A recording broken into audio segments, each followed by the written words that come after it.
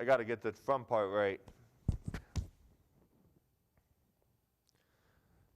Stephen Colin Foster was born on July 4th, 1826, in Lawrenceville, Pennsylvania.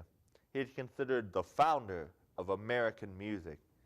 He wrote and presented his first song at 14, the Tioga Waltz.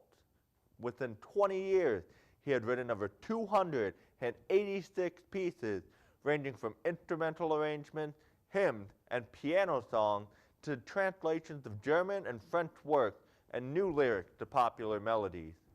He held various jobs during that time, including working as a bookkeeper at his brother's shipping company. In fact, he penned one of his most successful songs during his stint in accounting, "Oh, Susanna." That song became an anthem for the California Gold Rush, and in 1849 he published his first book of works.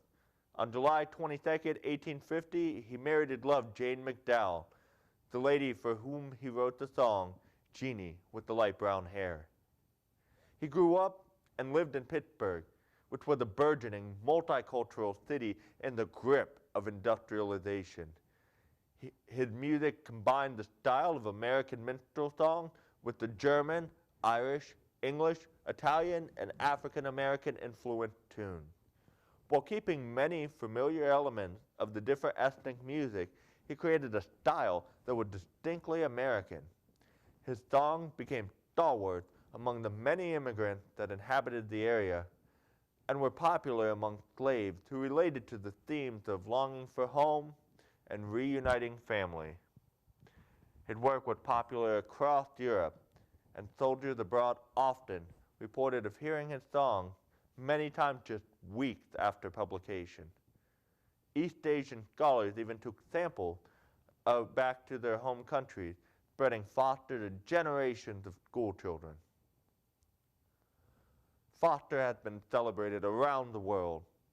In Japan, he has had 2 television shows about him, both named Jeannie with the light brown hair. He has had 3 Hollywood films, including Harmony Lane, Swanee River, which was filmed in an, at the time, ambitious Technicolor, and I Dream of Jeannie. That song title was also the inspiration for the 1960 television show of the same name. He is especially regarded in the South, where numerous museums bear his name. 2 southern states have also made Foster's song their state song.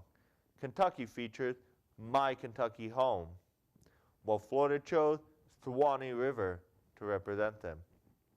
Florida even made Where the Sawgrass Meets the Sky their state anthem.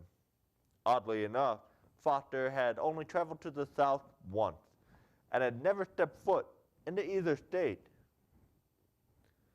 In his later life, Foster struggled.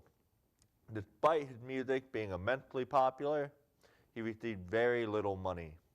Copyright laws were almost non-existent, and printing companies often produced competing copies of his own song and paid him nothing. For the song "Oh Susanna," still popular to this day, he received only $100, equivalent to a little over $2,500 today. He moved to New York to try to capitalize on his success, but wound up dead broke. About a year later, in 1861, his wife left him, taking their daughter back to Pittsburgh. His song quality began to diminish exponentially, and he lived out the rest of his days impoverished in a hotel room in Manhattan's Lower East Side. He died in 1864, 150 years ago this year, at 37 years old, with only 38 cents in his pocket. A transport company arranged for free to return his body to Pittsburgh, and he was buried at Allegheny Cemetery.